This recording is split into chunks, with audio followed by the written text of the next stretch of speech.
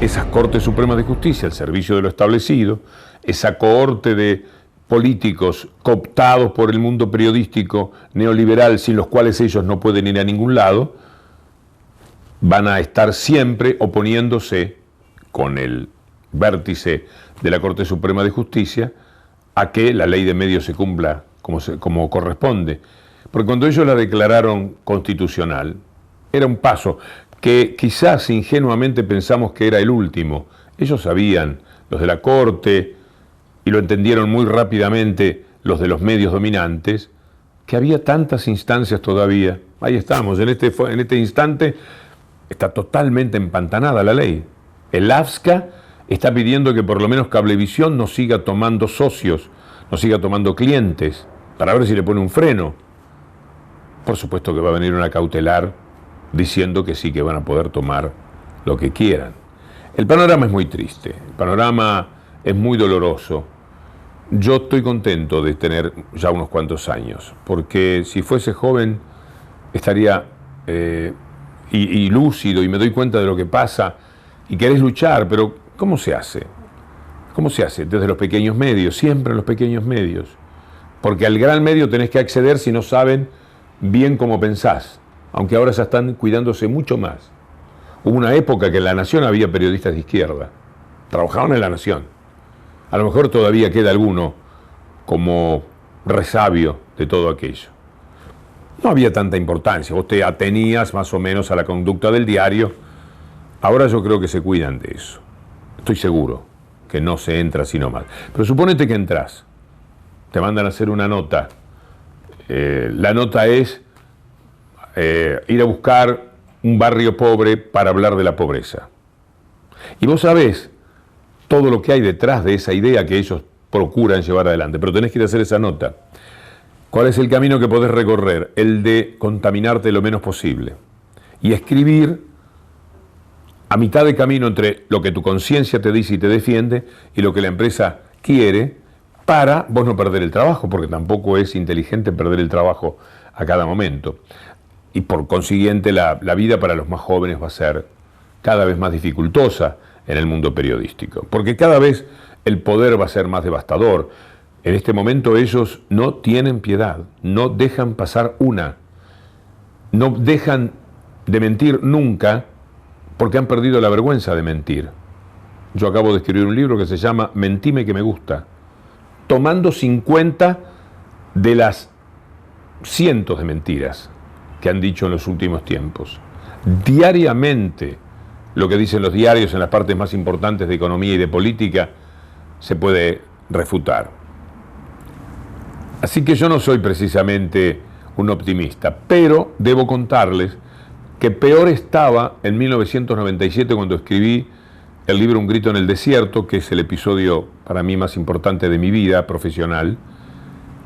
Y ese libro, que si se lee ahora, yo me animo a decirlo, y no desde la vanidad, sino desde lo grato que me resulta haber pensado en aquel momento de esa manera, es una forma de entender lo que se viene en la Argentina si vuelve el poder neoliberal.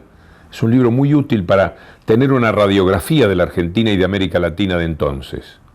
Estoy orgullosísimo de ese libro, pero tenía un gran defecto y una gran derrota ese libro en su vientre, y era mi escepticismo pavoroso, porque yo pensé que nunca más aquello iba a cambiar. Y cambió. Entre ellos, los de ellos. Cualquiera puede ser presidente. Por eso da lo mismo Menem que Macri, que Massa, con ese vacío intelectual que ellos expresan en materia política. Da lo mismo, no hay diferencias. Los que cambian la ecuación son derrotados o tienen que luchar a brazo partido por el establishment. Alfonsín, los Kirchner, Evo Morales, Chávez, Frente Amplio hasta cierto punto, Chile en alternancia, Brasil. Ninguno de ellos yendo tan a fondo como Venezuela, Ecuador y la Argentina, y Bolivia. Ni Brasil, ni Uruguay, ni Chile. Tan a fondo.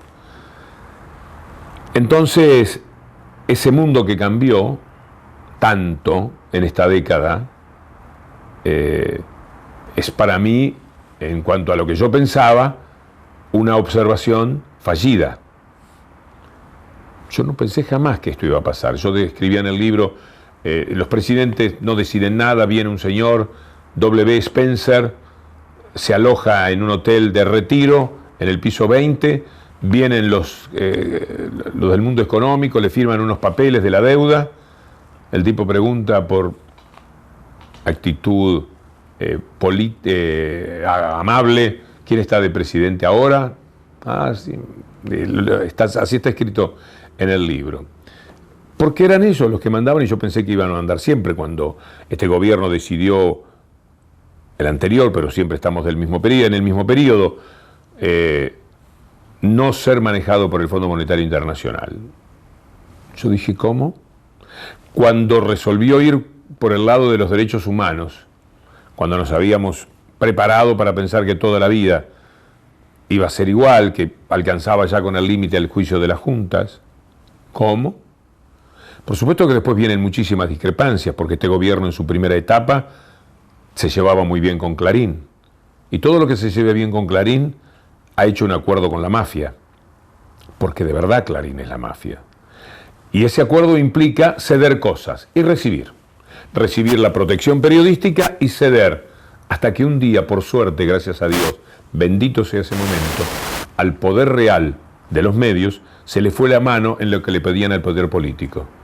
Y el poder político había crecido. Kirchner ya no era el hombre que tenía el 22%, sino que tenía el 70% o el 60 y pico largo de adhesión. Se sintió fuerte y se plantó frente a este poder corporativo, mediático. Y ahí vino la lucha maravillosa que hemos tenido todos estos años. Vista toda la película, cuando uno la entiende, estos años han sido, para ustedes que son tan jóvenes, absolutamente extraordinarios. Y para mí también, porque yo me pude haber muerto sin saber que varias cosas eran posibles. Y que yo podía mejorar mi riqueza de ideas y de sentimientos. Que podía ser una persona que me sintiese mucho mejor conmigo mismo por la lucidez adquirida en este tiempo. Por lo que nos exigieron en este tiempo. Es decir, yo sé mucho más de todo que hace 6 años. Me obligué a mí mismo a informarme como nunca lo había hecho. Yo me informaba con apetencia cultural. Ahora lo hago como mecanismo de defensa, como alimento para la lucidez que necesito tener para mejorar lo que yo digo desde un micrófono. Y ha sido formidable todo eso. Lo he padecido, lo he sufrido en muchos aspectos, pero me siento muy bien.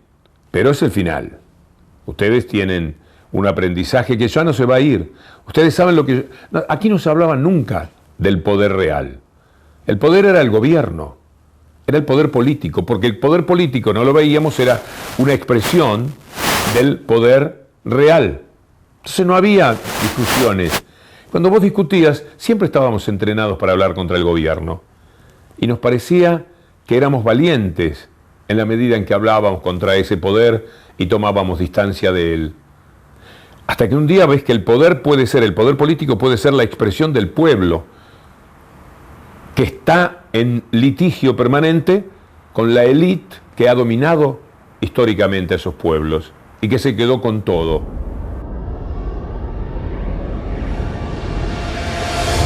Me faltó capacidad de apreciación cuando era 125 para entender que había un problema ideológico en la lucha. Yo pensé que era una cuestión de intereses. Y en la cuestión de intereses, a mí me parecía que el gobierno se llevaba por delante a los pequeños productores. Idea de juvenil de marxismo, aquello de no tratar igual a los desiguales, me puso en la vereda de enfrente. Y cuando entendí que estaban discutiendo otra cosa, ya era tarde, ya estaba involucrado en esa pelea que duró como 3 o 4 meses, para colmo, que fue demasiado larga. Si yo hubiera sabido más lo que sé ahora, seguramente no me hubiera sucedido. Mi subjetividad hubiera estado alimentada de otra manera. La contingencia política hubiera sido advertida de otra forma.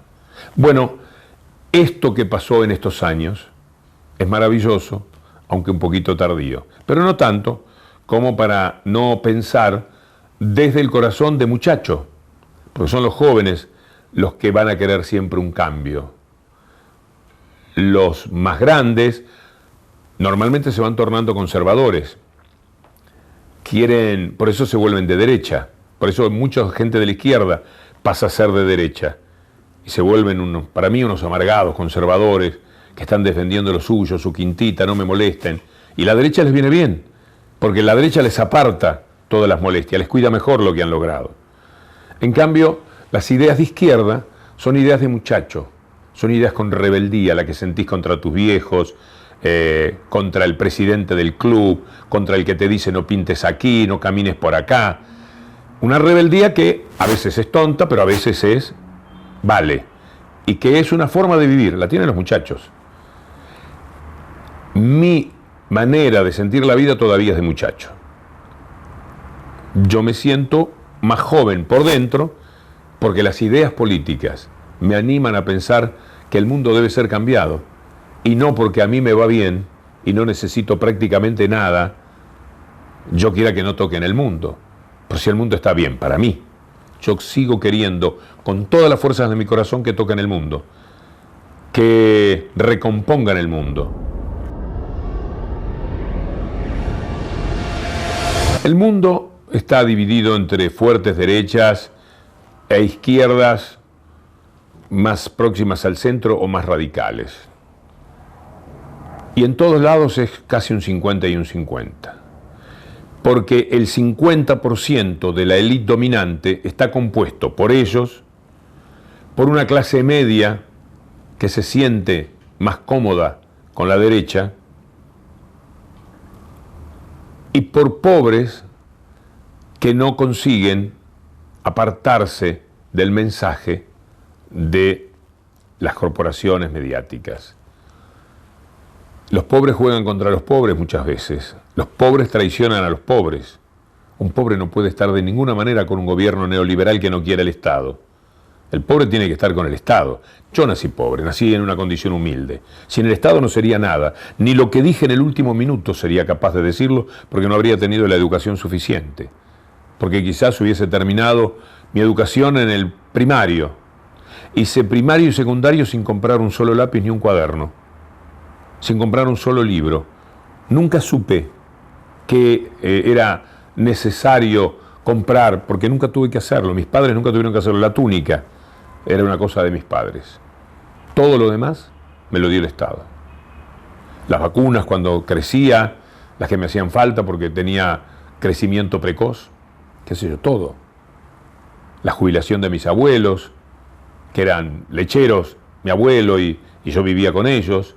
Vivíamos humildemente, pero la caricia del Estado, presente. ¿Cómo una persona en situación vulnerable puede no querer al Estado?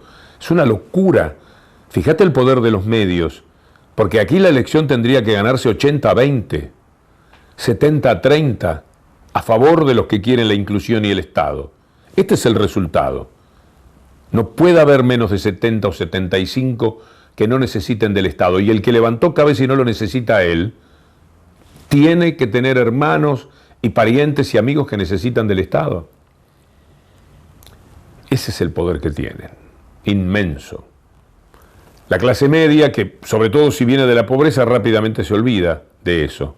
Suelen pagarlo en esos casos.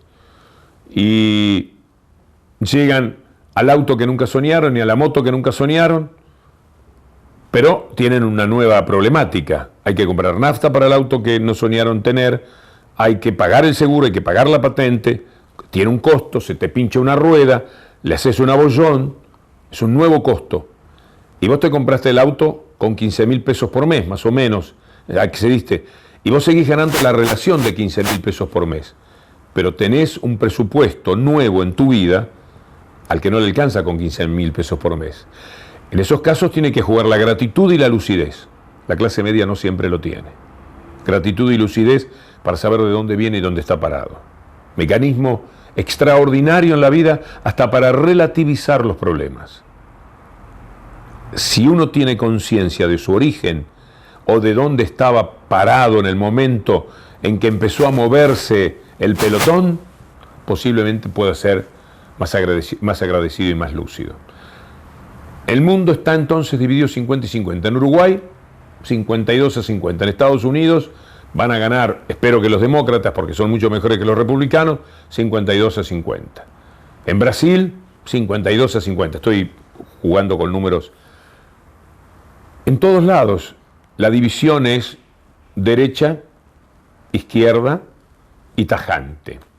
Esto es lo que pasa en la Argentina. Yo creo que la izquierda aquí tiene un piso del 30, un techo del 40, que se hace 45, 48 si las cosas económicamente le lucen bien a la clase media.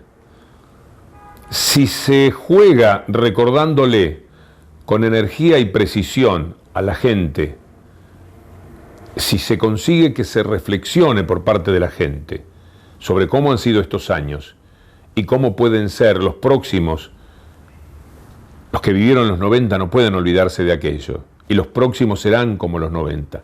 Inexorablemente, le van a sacar menos a los que tienen, los van a molestar menos, porque esa es la promesa.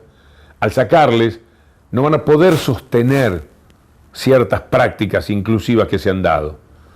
La asignación universal por hijo no es una ocurrencia de este gobierno, es una ocurrencia que yo recuerdo del FRENAPO, el Frente Nacional de la Pobreza, en el año 2000, 2001. Estaban todos, además. Estaba hasta Carrió, estaba los que hoy son kirchnerismo, estaba el peronismo, estaba el Víctor de Genaro, qué sé yo. Muchísimo, estaba Pino, Frente Nacional contra la Pobreza. ¿Qué proponían? Una asignación universal por hijo. No le llamaban así, me parece, pero era eso lo que pedían. ¿Qué pasaba? Vos podés pedirla, quererla, saber que es necesario, tenés que pagarla. Para pagarla, vos tenés que tener recursos, y esos recursos tienen que salir de algún lado, y salen de los impuestos, naturalmente, y de las retenciones, y de todo lo que te permite hacer una recaudación y pasar este capital, este drenaje que conseguís aquí a donde hace falta, para vos poderle dar 19 vacunas a la población, para poderles dar asignación universal por hijo, para poderle dar jubilación a los que trabajaron el negro o a los que fueron estafados por sus empleadores, e igualar un poco la situación. Entonces, cuando ellos estén, no van a poder sostener eso, no van a poder sostener el empleo estatal, el empleo público, porque el empleo público, que es un recurso formidable cuando hay Estado, porque te protege de las salvajadas que quieren cometer las corporaciones económicas, que son las que dan trabajo, el menos posible y el que menos se paga. Para pagar menos, el trabajo tiene que valer poco. Para que valga poco, vos tenés que tener una masa de desocupados muy amplia. El fútbol se paga con lo mismo que se gastaba antes en la promoción del Estado en los medios generales de comunicación. El dinero que se gastaba es exactamente el mismo. Puede haber diferencias más, menos, pero estaría gastando hoy día el Estado más de 1.000 millones en publicidad. En el 2009, en el primer semestre del 2009, nada más que el grupo Clarín se quedó con más de 200 millones de pesos de la publicidad del Estado. Junta todo eso, todo lo que se gasta en general de esa publicidad, la del Estado, la de las campañas, etcétera, y vas a llegar a la conclusión de que es más dinero ese que el que se empezó pagando por el fútbol, que eran, creo que 200 y pico de millones, no me acuerdo bien qué fue lo primero que se pagó, la primera cifra, 400, sí, 400 o 500 porque ellos pagaban 200 y pico, ellos son los de torneos y competencias, los de Clarín, etcétera. Entonces, primero esto, ¿con qué se paga el fútbol? Se paga con una publicidad que en vez de estar puesta en Clarín, en La Nación, en Radio Continental, está concentrada en las transmisiones de fútbol. Que esto es lo que no soportan. ¿Pero por qué no lo soportan? Porque esta publicidad podría hacerse en los medios y ser ellos los que ganen. Cuando vos la traes toda a la televisión pública y la pones ahí, que estoy seguro que tendría que poner más para desquitar en valores reales la publicidad que hay, vos estás Haciendo lo mismo, con el mismo dinero estás haciendo un beneficio que llega a 40 millones de personas, que democratice las posibilidades para 40 millones de personas. Lo que paga cada habitante, saquemos unas cuentas en el aire. Lo último que se gastó fue 1.200 millones, creo. El país recaudó 1.200.000 dólares en el año. ¿Cuánto es el costo? 0,1%. Yo hacía un cálculo que ahora me lo olvidé y capaz que no me sale, pero equivale a que toda la recaudación son 10.000 monedas de 10 centavos. Y vos tomás una moneda de 10 centavos y decís, con esto pago el fútbol. 1.000 monedas de 10 centavos, para ser más preciso, o de 10 pesos, con esto pago el fútbol. Es decir, 0,01 es el costo. Si hablamos en términos de contribuyentes, los grandes contribuyentes, que eran los que seguramente se podían pagar el cable, pongamos que sean 8 millones de personas. Bueno, dividí 40 millones entre los 8 que pagan y te da que con 1 peso por partido más o menos, tengo que hacer los cálculos de nuevo, pero si ustedes quieren háganlos, tomen la cantidad de personas que pagan impuestos y después tomen nada más que los que pagan grandes impuestos, que son unos cuantos millones. Hagan las divisiones, divídanlo por meses y después por fin de semana y se van a encontrar con que estamos hablando de monedas para que todos puedan acceder. Eso es lo que sostiene el fútbol. Por lo cual a mí me parece un criterio neoliberal. Como decía uno de pelo blanco que trabajaba en torneos y competencias, que era un gerente, la habrán visto, la frase decía, lo más democrático es que el que quiera ver pague. Este era el sentido de la democracia para él.